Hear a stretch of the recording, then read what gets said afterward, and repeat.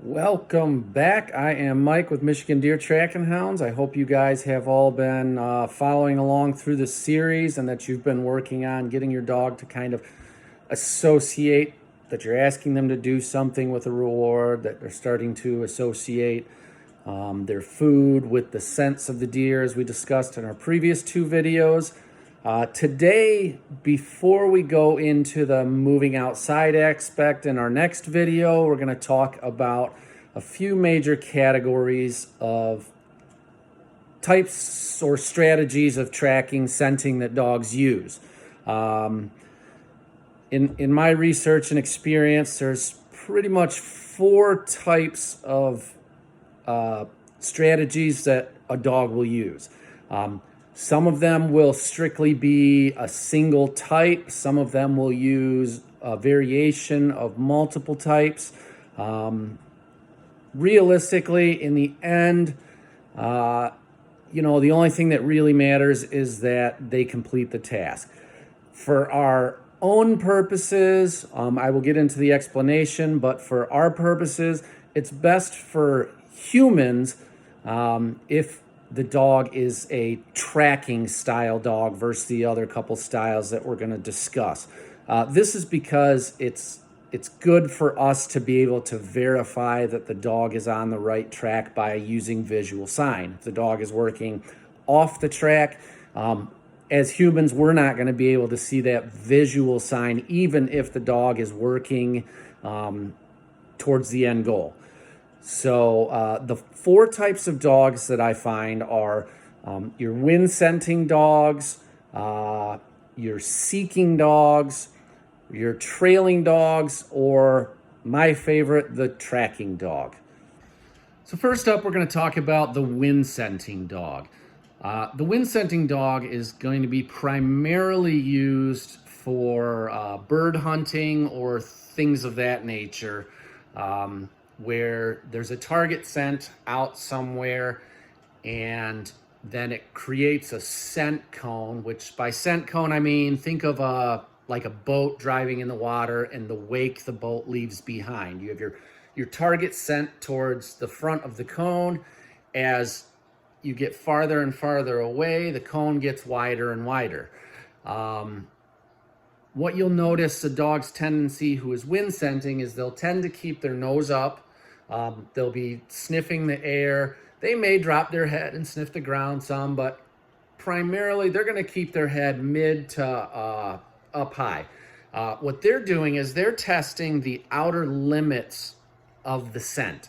So they're going, say, to the left until they stop smelling scent. Then they stop, they turn around, they come back. They go to the right until they stop smelling scent. Then they stop, they turn around. And they work that scent in a zigzag pattern, getting smaller and smaller until they reach their target scent. These types of tendencies would be great for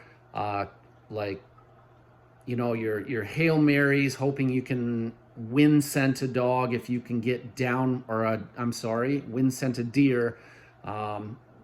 Maybe the track scent is all dissipated or the dog is struggling or it's high winds, things like that. Dogs that have this tendency are going to be better equipped to simply go out and hopefully you get close enough to get in that scent cone. But it's also beneficial if they use this as a secondary technique, to kind of recapture where the track actually is. If you look at our diagram, the red is going to be the scent, the green is going to be the dog, and in one of the diagrams I have orange, which is going to be our wind direction, and in another one I have yellow, which is going to indicate false targets. The trailing dog can be a great dog for tracking, but not the most ideal. For me, the tracking dog, which we'll discuss next, is my primary favorite for the style of scent work in finding wounded deer. But the trailing dog will use a combination of the tracking method as well as a wind scenting method. You may see this a lot in rabbit dogs or things of that nature, where the dog will start out, you'll introduce them to a track, or they'll find a track, and they tend to drift to the downwind side of the track, maybe bouncing back to the actual track. So you may see their head go up as they drift away, come back and drop to the track once they find it, and lift it up, and maybe they'll wind scent a little bit and drift away and drift back. This can be a great dog, though. You may get 10, 15 yards off the actual line of the track, so you may not see all of the sign. But still a great dog style for tracking wounded deer, because they're gonna take you to the track. Ultimately, they're gonna get you to the animal.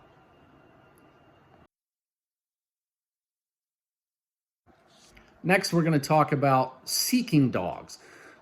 The seek dog is going to be primarily like your bomb sniffing dogs, your drug dogs, things like that, where the handler is walking them by certain things, introducing them to certain things, and waiting to see if they indicate that the target scent is contained within that particular area.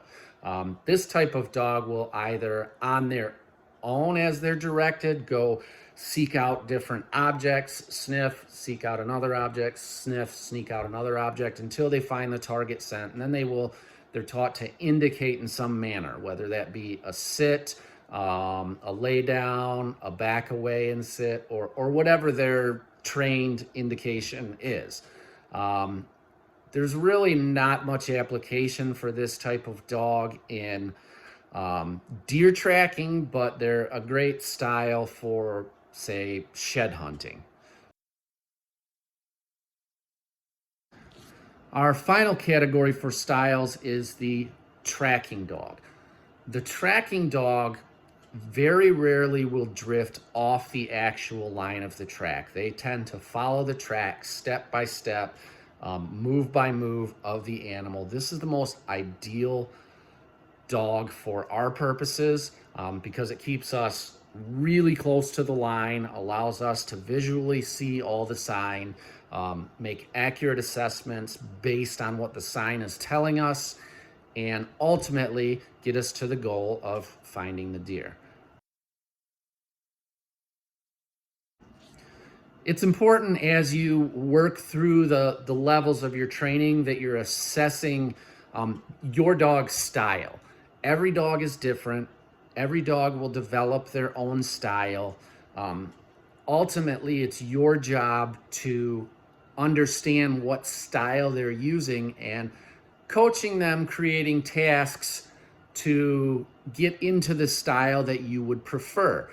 Now, they're not always going to work directly the way that you want them to, especially as they get more experience, and they're going to develop a style that's unique to themselves, the style that works best for them, what gets them to the end prize, which ultimately gets them their praise, their reward, everything they're looking for in doing this task. So it's key to pay attention to your dog, watch their tendencies, and start to work through the tasks that are going to create the most ideal style for that particular dog for your needs. Good luck in assessing your dog as you'll develop. And like I said, our next video, we will be moving outside into some of the entry-level tracking training, again, extending the priming your tracking dog theories, getting them to understand the ask reward, the task reward, and what you're actually asking of them. So we hope you're enjoying these videos, and we hope that you're having fun with your dogs. Get out there, get to work, and if you have any questions, don't hesitate to comment, ask. We will do our best to get to that and answer any questions anybody has.